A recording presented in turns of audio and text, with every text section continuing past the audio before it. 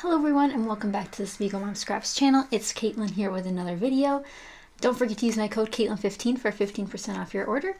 And today we're doing a super fun project. I'm actually making a card with you guys today. It's also actually a color along with me since I'm using my Zig color markers. But first, to start off, I'm cutting down a piece of Canson XL watercolor paper to be 4 by 5 1/4 to be the beautiful front of my card. To create a background, I'm using my Zig Kuretake markers. I'm just going to scribble these along the background. I'm using cornflower blue, light green, and violet. And you'll see me just piling these in. And then I'm going to take my water brush, which this is just one off of Amazon. It's nothing fancy. And I'm going to put that all over my background. So a lot of water and just scribbling around to make this cool scene. Now I didn't take it all the way to the sides because I wanted to create a little scene in the middle of the card, but you could take it to all the sides. And I'm just moving a little bit of the excess water and then setting it aside to dry. Today I'm featuring a My Favorite Things stamp set. That's the mermaid stamp set. And I think it's called Mermaidzing, but I'd have to look that up. But I'm going to stamp these on my piece of extra large watercolor paper by Canson with my VersaFine black ink. And be sure to get a great impression. I'm not embossing these today, although it is a good idea to always emboss your images when watercoloring or coloring of any sort. So now that I have these ready, I have my sequins on the left to pull inspiration from for their outfits. And I'm going to do a really cool thing with my zigs here. So I'm starting off with this blue or light purple color, and this one's called Lilac, number 83. And I'm also going to use the regular purple on this as well later on, but I'm doing light green for her tail, and that's actually called pale green. So now I have a light blue color for her top, and it's really pretty. And that one's called light blue. So here you see me going in to do extra layers to blend it in more. I'm not using my water brush on the mermaids themselves just because I wanted to make sure the color was pigmented. And to add a little bit more sparkle to her tail, I'm actually using the Key Lime shimmers with my water brush, and it added so much fun sparkle to her tail. So these are great to use for mermaid pages, mermaid images like this one, or anything like that. Great to add sparkle and shimmer, which you'll be able to see better in the close-up photos. Now I'm just making sure I have everything colored on her suit, and now I'm going to color in her hair, and this color is called Ochre. It's my favorite blonde color, close to blonde color. It's kind of a dark brown color. I'd say my hair is this color in real life.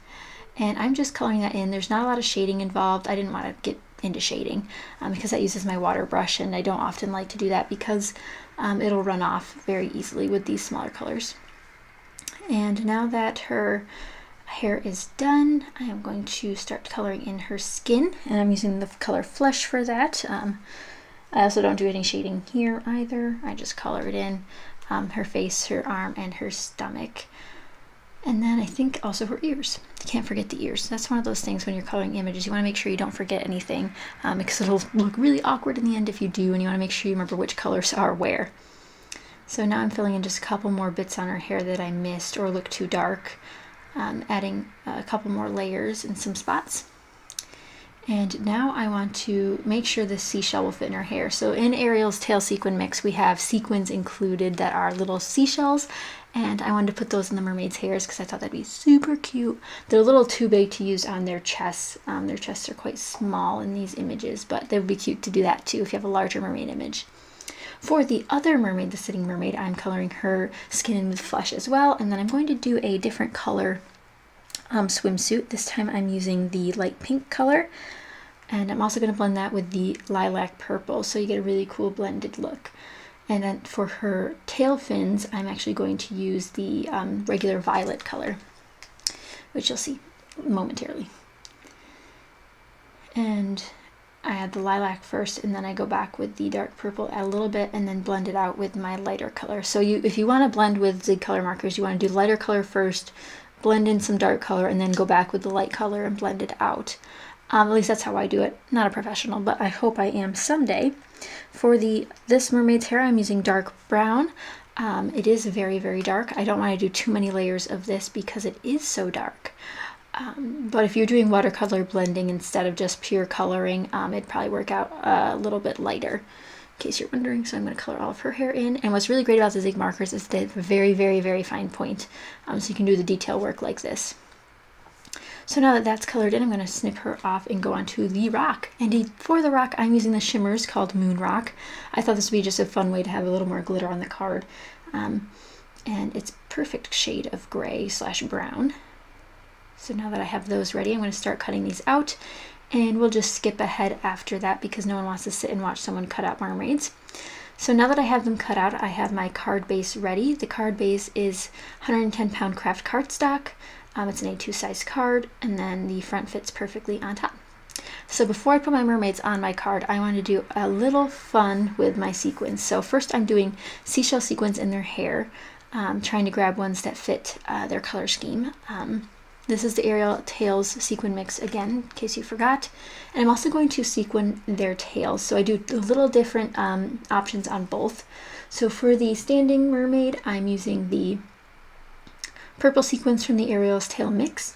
And there's a couple different sizes in there. And I'm also using 2 from the Cinderella mix. And I'm just going to use my tweezers. It's actually called Cinderella's Castle mix. So I'm using Ariel's Tail, Cinderella's Castle mix, and I'm also using the Silver Dust one, which are silver stars, which I think is sold out in the shop, but we do have a gold option available as well. So be sure to check out any of those in the shop if you're interested.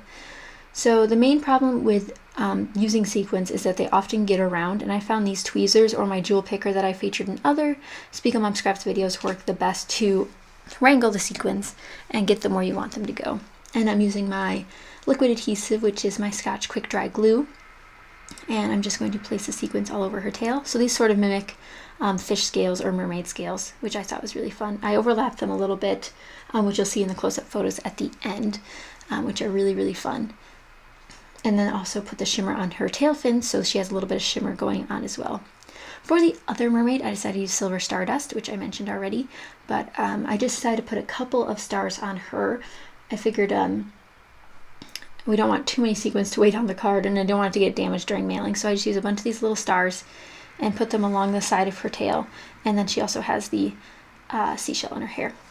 So now we're going to build our picture and just glue those down, making sure your sequins are dry if you're using tape, because you don't want to push down on the back of it and then have them pop off. So I'm using liquid adhesive because that's what worked best.